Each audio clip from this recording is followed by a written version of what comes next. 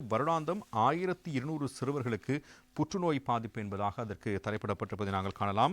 நாட்டில் 1200 சிறுவர்கள் புற்றுநோயாக அடையாளம் காணப்படுவதாக சுகாதார மேம்பாட்டு பணியகம் அறிவித்திருக்கின்ற தகவல்களை சுட்டிக்காட்டி அந்த செய்தி வெளிப்படுத்தப்பட்டிருக்கிறது.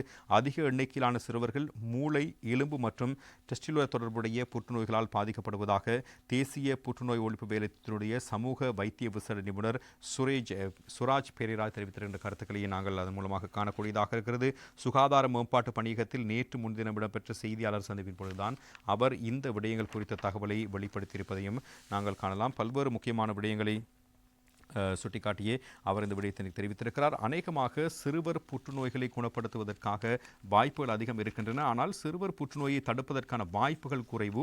சிறுவர் புற்றுநோய் ஏற்படுவதற்கு சரியான காரணங்கள் இதுவரை கண்டறியப்படவில்லை என்பதன் விடயத்தையும் அவர் தெரிவித்திருப்பதை நாங்கள் காணலாம். எனவே சிறுவர் புற்றுநோயை நேரத்துடன் கண்டறிந்து முறையான காலப்பகுதியில் முறையான சிகிச்சைகளை வழங்குவதனூடாக சிறுவர் புற்றுநோயை குணப்படுத்திக் கொள்வதற்கான வாய்ப்புகள் இருக்கிறது.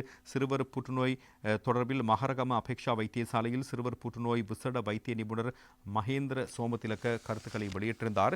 இடைக்கிடை காய்ச்சல் ஏற்படல், கிருமி தொற்றினால் காய்ச்சல், கை கால் பகுதிகளில் காயங்கள் ஏற்படுகிறது என்றாலோ அல்லது கிருமி தொற்றை எதிர்கொள்ளும் திறன் குறைவாக இருக்கிறது என்றாலோ ஒருவேளை இரத்தத்துடன் தொடர்புடைய புற்றாக இருக்கலாம்.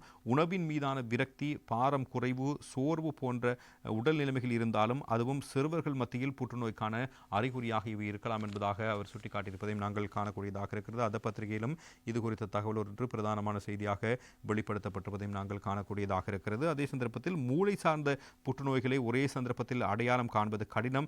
பயிற்சி பெற்ற வைத்தியர்களிடம் மருத்துவ ஆலோசனைகளை பெற்றுக்கொள்வது மிகவும் அவசியமான விடயம் என்பதனையும் அவர் இதன் மூலம் சுட்டிக்காட்டியிருப்பதையும் நாங்கள் காணக்கூடியதாக இருக்கிறது. மிக முக்கியமான விடயமாகவும் பெற்றோர்கள் இது குறித்து அவதானத்துடன் இருக்க வேண்டிய விடயமாகவும் அந்த செய்தி இன்றைய தினம் பத்திரிகைகளில் பிரசுரமாக இருப்பதை நாங்கள் காணலாம்.